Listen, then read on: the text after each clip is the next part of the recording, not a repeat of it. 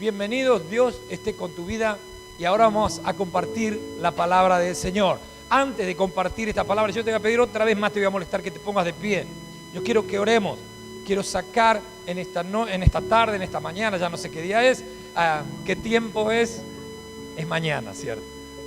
En esta noche estábamos acostumbrados, todavía no puedo sacar el tema de la noche. Que estemos orando, cerrá tus ojos, levantá tu mano al cielo. Señor, ahora en el nombre de Jesús, como decía esta canción, abrimos los cielos para que sea derramado sobre nuestra vida. Señor, ahora en el nombre poderoso de Jesús, saca toda distracción de las mentes, saca todo dolor, todo enojo, toda contienda. En el nombre de Jesús, Señor, ahora entrónate en medio de tu pueblo, entrónate aquí, Señor. Este es tu lugar, esta es tu casa. Señor, cada uno de nosotros te pertenecemos. Toca nuestra vida de una forma, Señor, que salgamos de aquí diferente a como hemos entrado. En el nombre poderoso de Jesús, Señor, clamamos tu presencia en este lugar. Ahora, toca nuestras vidas. Señor, saca los temores del corazón. Ahora, Señor, controla nuestra mente. En el nombre poderoso de Jesús, nos ponemos en tus manos, creyendo, Señor, que tú tienes el control de todas las cosas. En el nombre de Jesús, amén y amén. Pueden tomar sus lugares. Gracias, Señor. En esta mañana vamos a hablar de un título. Tiene un título esta prédica y el título tiene una pregunta. Dice: yo Señor. ¿Cuántas veces nos hacemos esa pregunta cuando entendemos que Dios está teniendo un trato con nosotros? ¿Cuántas veces nos hacemos esa pregunta cuando estamos mal y todos los que nos predicaron, que nos dijeron que iba a ir todo bien, que nos dijeron que todo era bárbaro, cuando me acercaba al Señor, yo me pongo en ese lugar y digo: yo Señor. Cuando Dios me habla, me manda a hacer una tarea, muchas veces decimos: yo Señor. Y cuántas otras cosas que surge esta palabra, esta pregunta, porque nosotros tendemos a pedir que Dios nos dé la oportunidad de hacer cosas, pero cuando Dios nos da la oportunidad, nos agarra el miedo. Y empezamos a preguntar si estoy capacitado, si yo soy aquel que lo tiene que hacer. Muchas veces decimos: ¿seré yo, Señor? ¿Yo, Señor, soy el que estás eligiendo para hacer esta tarea? Es como que pensamos que Dios se equivoca. Parece que Dios tiene un radar, que el GPS de Dios se equivocó y vino a mi casa cuando tenía que ir a la casa del vecino, pero no es así. Dios conoce nuestro corazón, Él conoce la profundidad de nuestro corazón. Cuando preparaba el mensaje, porque siempre van surgiendo esas cosas hermosas que Dios tiene para nosotros, pensaba en todas las excusas que tenemos. ¿Cuántas veces lideramos jóvenes, estuvimos ministrando jóvenes por 10 años seguidos siendo pastores de jóvenes, y hablábamos con jóvenes y yo les decía: ustedes tienen que romper aquel mandato que a veces viene de los padres? Por ejemplo, muchas personas dicen: bueno, mi papá fue un trabajador, un albañil toda la vida, una profesión muy digna y buena y que hay que pagarla. Entonces vos le decís: pero vos podés estudiar, vos podés ir a la universidad, vos podés ser alguien diferente. Y te dice: no, pero yo no. Si fíjate, vengo de acá. O vengo de este barrio. O mis amigos son así. Y entonces cuando Dios te manda a hacer algo más grande, no te animás. Porque crees que Dios se equivocó, que no sos el indicado. Pero Dios no se equivoca. Hay un dicho latino que me agradó mucho, que dice, un latino dice: si hay algo que no está inventado, que alguien lo invente, que alguien lo haga. Yo no, ¿por qué tengo que hacerlo yo? Que alguien lo haga y después vemos. Es muy clásico nuestro. Después vemos. ¿Para qué? ¿Sabe qué quiere decir el después vemos? Después criticamos como lo hizo. No queremos hacer nada innovador, nada nuevo. Nos parece que estamos condenados al fracaso y no lo intentamos. Continuamente no lo intentamos. ¿Por qué? Porque miramos a nuestro alrededor, porque miramos dentro nuestro, a nuestro interior, porque vemos nuestra herencia y decimos yo no puedo, es imposible para mí. Y quiero decirle que con esto hemos luchado todos. Yo vengo de un barrio donde no escuchábamos el gallo, escuchábamos los tiros. Creo que el gallo lo habían matado a la mañana, porque siempre eran tiros. Lo peor es que tenía mala puntería porque nunca encontraban los muertos. Pero tiro todos los días. El barrio que yo vivía, que voy a ver a mi madre que vive ahí todavía, no podés tender la ropa. Y si tender tenés que estar mirando la ropa continuamente porque se te va a desaparecer. Ni hablar de zapatilla buena. Un día conocí al Señor. Y conocí al Señor en una iglesia céntrica de Lomas de Zamora, donde los pastores eran profesionales, médicos. Y yo me sentaba en la iglesia y hablaban, y para mí era chino básico. No sabía el castellano.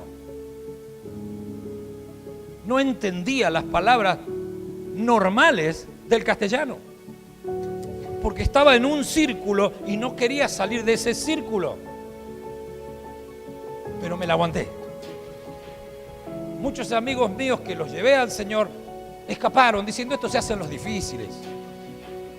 Y yo dije, ¿por qué soy tan burro y no puedo aprender? Tengo que aprender. Tengo que ser diferente.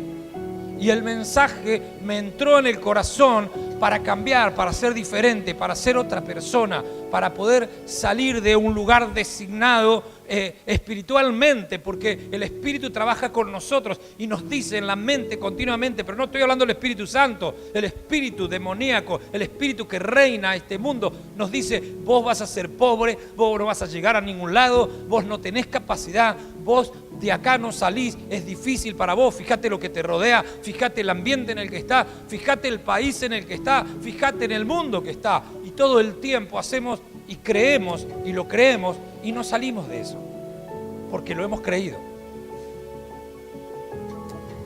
Y el tiempo, nuestro tiempo es tiempo de desafío. No importa dónde vivas, no importa los que te rodean, importa lo que hay en tu interior que te impulsa a ser diferente. Importa lo que Dios dice de vos, no lo que los demás dicen de vos. Quiero que compartamos la palabra de Dios. Vamos a leer en Jueces capítulo 6, muy conocido. Cuando digo capítulo 6, todos los que conocen la Biblia de Jueces ya saben que vamos a hablar de Gedeón. Pero para mí es un personaje muy importante, Gedeón, por todas las situaciones que él tuvo que pasar. Y dice así, escuchemos esta palabra. Leamos si es posible y si tiene Biblia en sus celulares, ábralo. No hay que abrirlo, ¿no? Sería en todo caso, active la Biblia de su celular. En Jueces capítulo 6, verso 11 al 16. Dice así, el ángel del Señor vino y se sentó bajo la encina que estaba en Ofra, la cual pertenecía a Joás, del clan de Abiezer. Su hijo Gedeón estaba trillando trigo en el lagar para protegerlo de los madianitas. Cuando el ángel del Señor se le apareció a Gedeón, le dijo, el Señor está contigo, guerrero valiente. Pero Señor, replicó Gedeón, si el Señor está con nosotros, ¿cómo es que nos sucede todo esto? ¿Dónde están todas las maravillas que nos contaban nuestros padres cuando decían, el Señor nos sacó de Egipto? La verdad es que el Señor nos ha desamparado y nos ha entregado en mano de Madián. El Señor lo encaró y le dijo, ven con la fuerza que tienes y salvarás a Israel del poder de Madián. Yo soy quien te envía. Pero Señor, objetó Gedeón, ¿cómo voy a salvar a Israel? Mi clan es el más débil y la tribu de Manasés, y yo soy el más insignificante de mi familia. El Señor respondió, tú derrotarás a los madianitas como si fueran un solo hombre, porque yo estaré contigo. Es tremendo. Las excusas, aquellos que han leído la historia de Gedeón van a encontrar que él todo el tiempo ponía un impedimento para hacer la voluntad de Dios. Todo el tiempo él ponía un impedimento. Le decía: Señor, yo no puedo, soy el más pobre, el más insignificante. Fíjate a quién estás buscando. En una palabra le decía a Dios: Señor, te estás equivocando, ¿por qué me buscas a mí? ¿Usted cree que Dios se equivoca cuando te está buscando? Dios no se equivoca cuando te toca. Dios no se equivoca cuando cree que vos sos más de lo que vos mismo crees. Hay situaciones, hay factores que no nos dejan creerle a Dios. Hay muchos factores en nuestra vida que no nos dejan ver lo que Dios opina o cree de nosotros. Entonces nuestra excusa es: yo, Señor. No, Señor, yo no. Búscate a otro. Otro lo puede hacer, pero Dios dice: no, lo tengo que hacer contigo. Dios le dice a Gedeón: vas a salvar a tu pueblo con tu fuerza. Le está diciendo a Gedeón: yo te voy a usar tal cual sos vos, cabeza dura como sos, te voy a usar. ¿Entendés? Dios te puede usar aunque seas un cabeza dura. Le dijo: te voy a usar tal cual sos, tus fuerzas van a salvar a Israel. La única diferencia es: yo estaré contigo. Cabeza dura sin Dios es una cosa, cabeza dura con Dios es otra muy distinta. Sigue siendo cabeza dura, pero ahora va a hacer las cosas que Dios le dice que haga. Hay muchos factores que hacen que nosotros no entendamos. El punto 1, los factores internos. Lo primero que nos ocurre es lo que pasa dentro nuestro. Aquellas cosas que a nosotros no nos dejan ser libres para entender que somos valorados, que tenemos valor. El que menos se valora a sí mismo es el que más se enoja cuando alguien lo trata mal o cuando alguien lo desvaloriza. Es el primero que se enoja. ¿Por qué? Porque es carente de valor interno. Él se cree poca cosa para muchas cosas, para realizar muchas cosas. Emprende mucho y no consigue nada. ¿Conoce alguno así? Se anota en todos los cursos habido por haber, pero no llega a ninguno. Ay, no se miren, queda feo.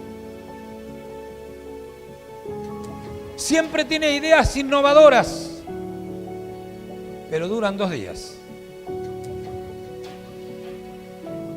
¿Por qué voy a hacer esto? Voy a hacer esto, voy a hacer esto. El grillo grita. ¿Por qué? Porque hay algo interno que no nos deja salir. Estamos en un constante descubriéndonos constantemente, pero nos descubrimos para mal, diciendo: yo no puedo. Mirá lo que dice Gedeón. Le dice Gedeón: ¿dónde están las cosas que nos contaron nuestros padres?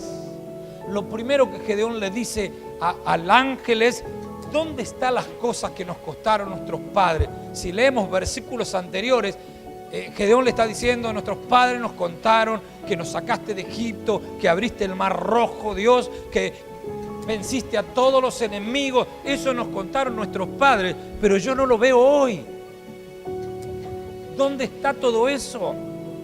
Había un problema interno. Él no había tenido una experiencia personal con Dios, porque saben una cosa, no es transferible la fe. Yo no le puedo transferir a mis hijos fe y mis hijos a sus hijos fe.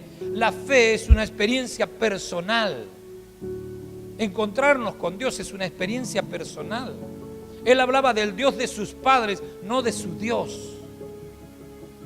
Gedeón lo primero que tuvo que romper es los factores internos que hacían que él no pudiera ver más allá. Porque lo primero que él dijo: ¿dónde está Dios? Ahora venís a buscarme.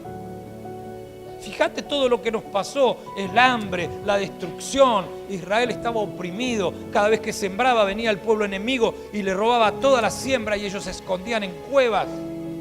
Y dice la palabra que Israel empobrecía cada día, hasta que Dios intervino. Pero Dios tenía para buscar miles de israelitas con corazones dispuestos, y lo va y lo busca Gedeón. Gedeón estaba lleno de excusas, lleno de problemas internos, lleno de desvalorización, lleno de dudas. Entonces dice, ¿dónde está nuestro Dios? Aquello que nos contaron nuestros padres. Fíjese lo que dice Moisés en la misma situación. Éxodo 3, 11 y 12. Moisés también tuvo un llamado y empezó a decir a Dios, yo no sé hablar, a mí me cuesta todo. Señor, yo estoy re cómodo acá en el desierto y me venís a buscar para que vuelva allá a Egipto, una sociedad muy avanzada, peligrosa, y ahora querés que yo vaya a desafiar a Faraón. Y dice esto, dice, pero Moisés le dijo, Dios, ¿quién soy yo para presentarme ante Faraón y sacar de Egipto a los israelitas? Dios le contesta, yo estaré contigo, le respondió Dios, y te voy a dar una señal de que yo soy quien te envía. Cuando haya sacado de mi pueblo, de Egipto a mi pueblo, todos ustedes me rendirán culto en esta montaña. Dios le estaba diciendo, yo te envío. Recuerden que Moisés puso todo tipo de excusas. ¿Por qué? Porque él estaba herido, estaba lastimado. Gedeón estaba herido viendo que Dios no respondía, viendo que estaban pasándola mal y que Dios brillaba por su ausencia. Y lo primero que hizo, dijo, ¿dónde está el Dios que me hablaron mis padres? Como quizás muchos de los que están aquí dicen, ¿dónde está ese Dios que nos predica el pastor? A mí me va mal, yo la paso mal. Hay noches que no sé para dónde agarrar. Y los factores internos que perturban nuestro corazón hacen que no le creamos a Dios. Tenemos que tener experiencia personal con Dios. No es hereditario Dios, ¿sabía? Porque si no, Dios es mi padre Dios, ¿sabía? Sería el abuelo de mi hijo Dios. Y no existe, Dios es padre de aquel que lo adopta como padre. Siempre Dios va a ser padre. Pero nosotros debemos tener el corazón dispuesto para aceptarlo, para tener una experiencia con Él, para decir, Señor, acá estoy yo. Dice Moisés, ¿quién le digo que me mandó? Fíjese que Moisés lo primero que quería saber era el nombre de Dios. ¿Para qué? Para él sacarle el cuerpo, decir, Dios me mandó, ojo. Y Dios le dice, ni nombre le da, decirle que yo soy el que soy. Si no le basta con eso, porque no se reveló el nombre de Dios. Solo le dijo, decirle que yo soy el que soy. ¿Y cómo voy a demostrar eso? Ya lo vamos a ver. Segunda cosa que nos sucede son los factores externos. Porque enseguida empezamos a mirar nuestros recursos para hacer algo.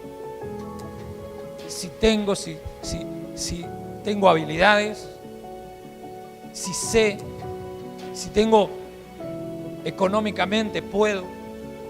Siempre estamos mirando los recursos, si están a mi alcance o no para hacer lo que Dios me manda hacer. Y Dios es el Dios de los recursos. Yo no tengo que tener para que Dios me... Hay gente que me dice, no puedo ir porque imagínate, la sube. Vení y vas a ver que Dios te empieza a dar. Anímate. Vení en negativo con la sube. Pero anímate para que Dios abra los cielos, porque siempre hay una prioridad que nosotros tenemos que tomar y es buscar a Dios primero y todo lo demás va a venir añadido. Dice Gedeón que es el más insignificante de todas las tribus de Israel, el más pobre. Él no tiene nada, él se siente, porque encima era el más pequeño de los hermanos, y dice, yo soy el más pequeño de la casa de mi padre y el más insignificante de todas las tribus. Todas las tribus podían ser millonarias, él era el más pobre. Entonces le dice a Dios, yo no puedo hacer nada, Señor, te equivocaste, viniste a buscar al más pobre, al más insignificante. Y Dios dice, yo vengo a buscar lo despreciado, lo vil del mundo, aquello que parece que no tiene valor, para levantarlo en medio de este mundo. Los factores externos nos condicionan. Y no puedo, Señor, mis amigos son así. Y no puedo comprometerte porque mi barrio es así. Y no puedo porque mi familia es de esta manera. Condiciona nuestras decisiones. Y Dios sigue preguntándonos, ¿estás dispuesto? ¿Estás dispuesto a seguirme? Claro que tiene un costo. No te voy a mentir, tiene un costo. Pero lo que hoy te parece un costo, mañana va a ser beneficioso para tu vida. Yo perdí cumpleaños de mis sobrinos, de amigos, todo por estar en las casas de Dios. Y lógico que tuve conflictos con mi familia en un momento. Pero después, cuando aquellos crecieron, los chicos, y te aman y quieren estar con vos, dicen, hagamos el cumpleaños. ¿A qué hora está el tío? Hagámoslo a esa hora. Ocurrió eso. Porque hay momentos que uno tiene que decidir lo que quiere hacer. Y decidirse por Cristo es lo mejor que te puede pasar en la vida. Es el momento. Por eso los factores externos no nos tienen que condicionar. Mirá lo que dijo Moisés, Éxodo 4, 1 y 2. Moisés también estaba mirando lo mismo que Gedeón, lo que lo rodeaba.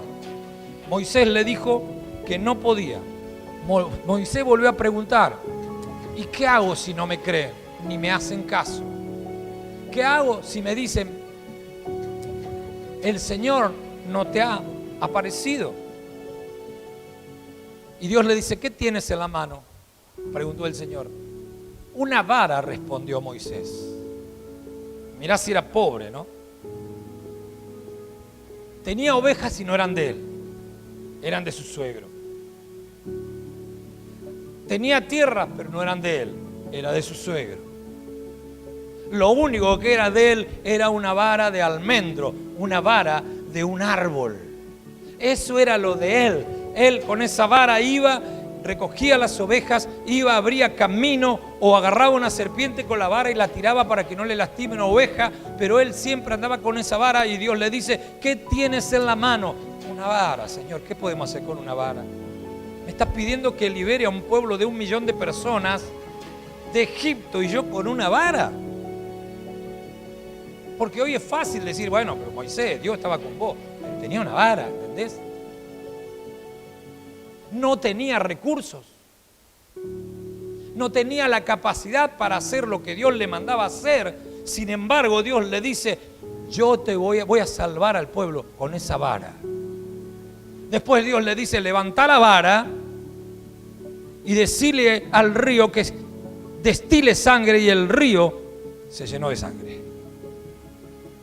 Y cada vez que él levantaba la vara, se abrió el mar Rojo con esa vara. Cada vez que levantaba la vara, el pueblo triunfaba sobre los enemigos. Porque lo poco que tenés en manos de Dios puede ser grandioso. No hace falta que tengas recursos, no hace falta que seas capacitado. Dios capacita a los escogidos.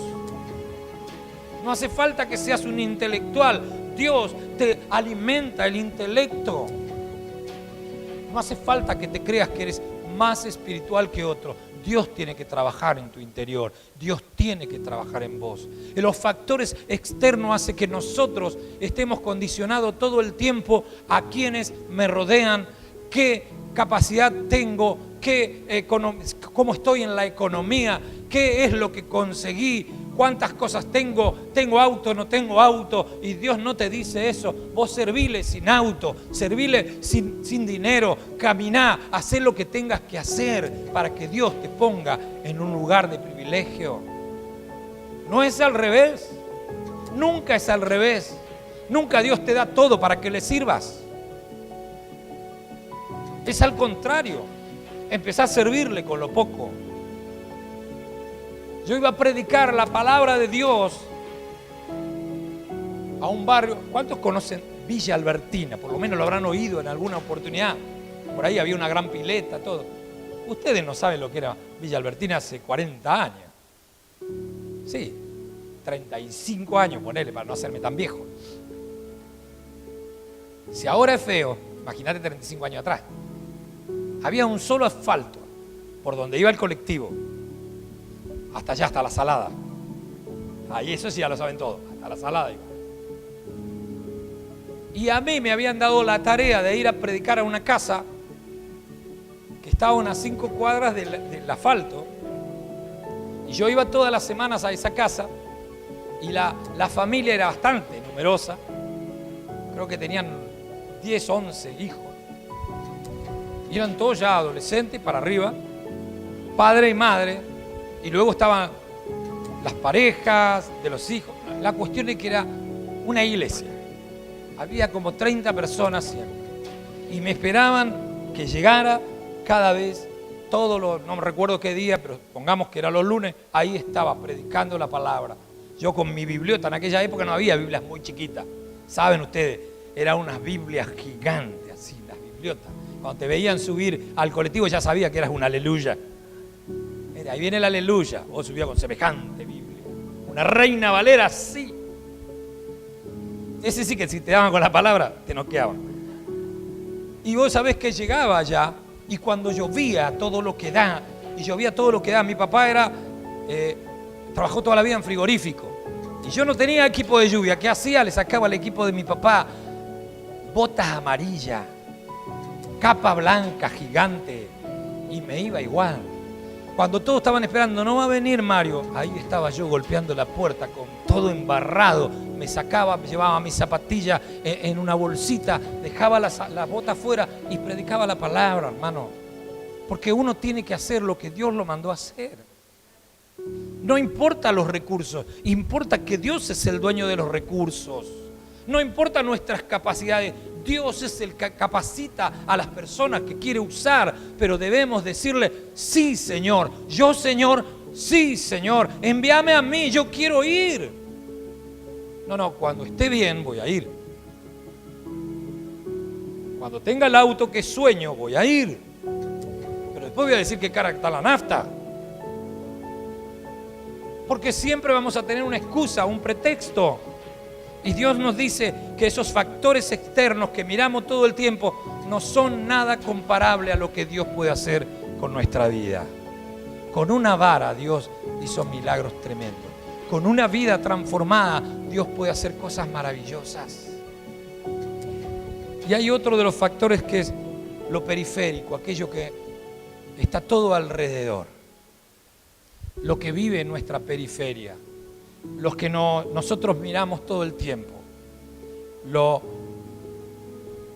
Por ejemplo, este año va a ser un año duro, porque ya escuché la televisión y los economistas dicen esto, los infectólogos dicen esto, la política dice esto, y empezamos a mirar todos esos factores que empiezan a influir en nosotros y empezamos a deprimirnos espiritualmente, creyendo que ya estamos en una meseta y de acá no vamos a subir. Cuando nos olvidamos lo más importante, tenemos Dios y Dios está con nosotros. No nos puede atormentar la economía ni lo que ocurre en el mundo, aunque sea malo y aunque venga mal, porque cuando más abunda la maldad, más abunda la gracia. ¿Que va a estar mal? Va a estar mal. Pero ¿sabes qué? Dios más se va a glorificar en medio de lo mal que esté. No podemos estar siempre pensando en todo lo que nos rodea, en todo lo que la televisión dice, en todo lo que los demás compañeros de trabajo dicen, en todo lo que los economistas dicen, en todo lo que vemos y que vas al supermercado, a la carnicería o a donde te muevas y ves que todo aumenta y ya empezás a deprimirte espiritualmente. ¿Qué quiere decir esto, deprimirte espiritualmente? El espíritu empieza a bajar y a ganar la mente. Empezás a decir, no voy a poder, no voy a llegar, fin de mes es imposible para mí. Y todo eso hace que vos pierdas el llamado del Señor. Dios te llamó, Dios te sigue llamando, Dios no deja de llamarte.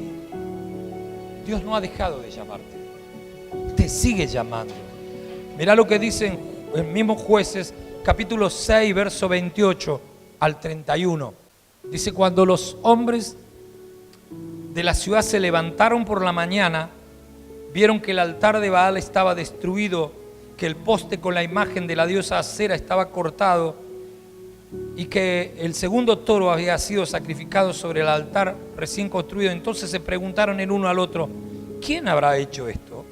Luego de investigar cuidadosamente llegaron a la conclusión, Gedeón, hijo de Joás, lo hizo. Entonces los hombres de la ciudad le exigieron a Joás, saca a tu hijo, pues debe morir porque destruyó el altar de Baal y derribó la imagen de Acera que estaba junto a él. Pero Joás le respondió a todos los que amenazaban, ¿acaso van a ustedes a defender a Baal? ¿Creen que lo va a salvar? ¿Que lo van a salvar? Cualquiera que defienda a Baal que muera antes del amanecer. Si de veras Baal es un dios, debe poder defenderse de quien destruyó el altar. Está buena la forma, ¿no? Los padres que le habían hablado de Dios a Gedeón adoraban a Baal. El pueblo se había apartado tanto de Dios que estaban adorando una imagen de Baal y una imagen de Acera. Entonces Dios le dice a Gedeón, cuando Gedeón se decidió a hacer lo que Dios le pedía, pero todavía tenía miedo, todavía no sabía si era correcto. Dijo, andá y derribá el altar y sacrificá los toros tuyos, los que él tenía, con la madera del altar de Baal, y empezá a proclamar al Dios de Israel, a Jehová de los ejércitos. Y es notable porque en ese momento hizo eso valientemente, pero se escondió. Hizo lo que Dios le mandaba, pero se escondió porque le agarró temor. Y el padre sale a defenderlo. Todo lo que lo rodeaba, la periferia de él, eran adoradores de Baal. Pero su padre aún conservaba aquello que le había hablado a él. Aquello que le había contado, le había dicho a él, Dios nos sacó de Egipto con mano fuerte. Dios abrió el mar rojo. Dios destruyó las murallas de Jericó. Le había contado toda la historia, pero él mismo se había olvidado. Estaba adorando a otro Dios. Y en ese momento que su hijo hace un acto profético, él empieza a reaccionar el padre, y el padre dice, ustedes no tienen que pelear. Si Baal es Dios, que se defienda solo. Porque nuestro Dios actúa solo. Nuestro Dios es capaz de hacer cosas solo. A veces nos busca porque quiere que hagamos algo que impacte. Todo lo que lo rodeaba era incredulidad. Aún así, en medio de esa incredulidad, él tenía que desarrollar fe. A lo mejor a vos te cueste. A lo mejor en tu casa todo lo que digas va para atrás, y cada vez que nombras a Dios o hablas de la iglesia, todos te tiren para atrás y te carguen, inclusive te traten mal. Pero en medio de la dificultad tenemos que desarrollar la fe. En medio de los problemas, desarrollar la fe. En medio de la negatividad, desarrollar la fe. Es la única manera de cumplir con lo que Dios nos está pidiendo cumplir. No hay forma de cumplir porque no va a haber un camino llano, hermoso, lleno de flores. Va a haber un camino con espina, un camino complicado, un camino con cargadas, con amigos que se te apartan, con gente que no te va a querer hablar más. Pero ¿sabes una cosa? El fin del camino es maravilloso. Y no estoy hablando a la muerte, Va a decir, bueno, tengo que morirme. No estoy hablando de eso. Cuando Dios completa la obra, cuando Dios empieza a ser fuerte en vos, todos aquellos que habías perdido empiezas a recuperarlo, pero desde otra manera, desde la condición que vos estás parado. Vos sos hijo e hija de Dios y estás preparado para otra cosa. Cuando Dios te llame, no digas, yo Señor, sino que puedas decir como dijo el profeta, Señor, envíame a mí. Dice que Dios, el Espíritu Santo, Jesús, estaban hablando y decía, ¿a quién enviaremos? ¿Quién irá por nosotros? Es tremendo porque aquí es la Trinidad en pleno. Dice, ¿quién irá por nosotros? Y el profeta dice, yo Señor, envíame a mí, yo quiero ir. ¿Tenía fallas ese profeta? Muchas.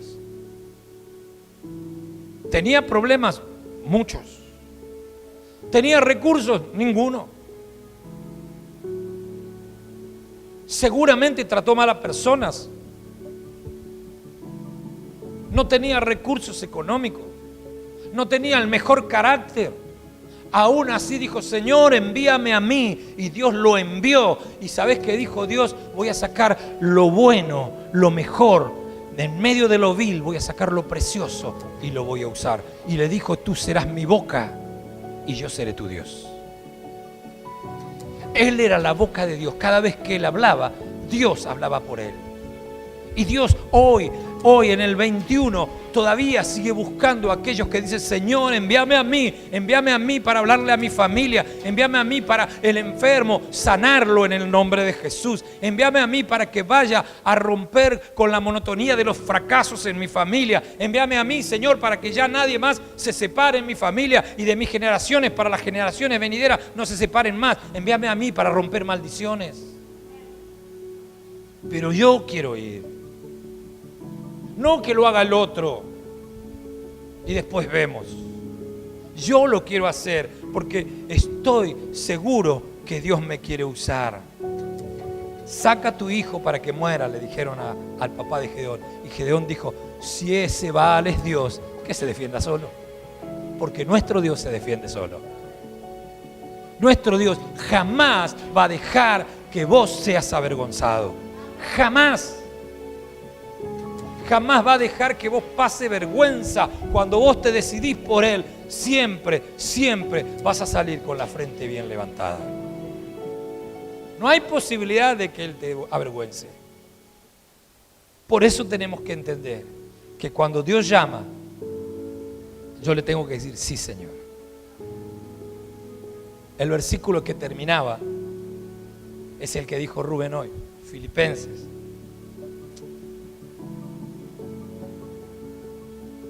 Dice en Filipenses 2:13. Ponémelo, por favor. Que Dios produce en nosotros el querer como el hacer por la buena voluntad de Dios. Dice, pues Dios, ¿quién es? ¿Quién es? ¿Quién es? Debo estar sordo. ¿Quién es? Ah, cierto que tienen barbijo. Dios es el que produce. Decirle al que está a tu lado, en ustedes. En vos. ¿Y qué es lo que produce? El querer, igual el hacer. Dios produce en nosotros las ganas que tenemos cuando queremos hacer algo bueno, cuando queremos, y también dice que produce el hacerlo. Ay, yo hubiera querido, pero no pude. No, podés. ¿Nunca te pasó que tuviste el impulso de hacer algo, no lo hiciste y después se te fue el momento? Ayudar a alguien, orar por alguien. A mí me ocurrió. Falleció un compañero de trabajo en un momento. Y voy al velatorio y tenía todo el deseo de orar en el velatorio. Todo el deseo. Lo consulté con alguien y me dijo, sí, ahora hablamos con la familia. Y debía ir yo a hablar con la familia. Y no fui. Y pasó. Y lo llevaron al cementerio y lo enterraron. Y me quedé con ese, ¿por qué no lo hice si Dios lo produjo en mí? Seguramente la familia le hubiera dicho que sí. Y no lo hice. Y a veces hacemos o hay en nuestra intención deseo de hacer muchas cosas, pero no lo hacemos porque no tomamos esta palabra. Dios ya lo produjo en tu corazón. ¿Tenés deseo? ¿Querés hacerlo? Dios dice, lo podés hacer. Está habilitado para hacerlo porque Él ya lo produjo en tu corazón. Él fue el que te dio las intenciones. Él fue el que te puso el deseo. Él fue el que te puso la posibilidad de hacerlo. Entonces no te niegues a vos mismo. No mires los factores de alrededor. No mires aquello que te condiciona. Si Dios lo dijo, Él lo va a hacer. Si Dios lo dijo, Él va a allanar el camino. ¿Qué le vamos a contestar a Dios cuando Él te llame? ¿Que estás ocupado trabajando? ¿Que no podés por la cuarentena? Es una buena excusa, lo de la cuarentena es espectacular. Los que tienen niños, no puedo porque tengo niños. No puedo porque trabajo. Dios te dice, yo te elegí, mío eres tú. Te puse nombre. Yo te elegí, mío eres tú. Yo te puse nombre. Cerrá tus ojos. Dios bendiga la vida de aquellos que nos están escuchando. Dios te bendiga.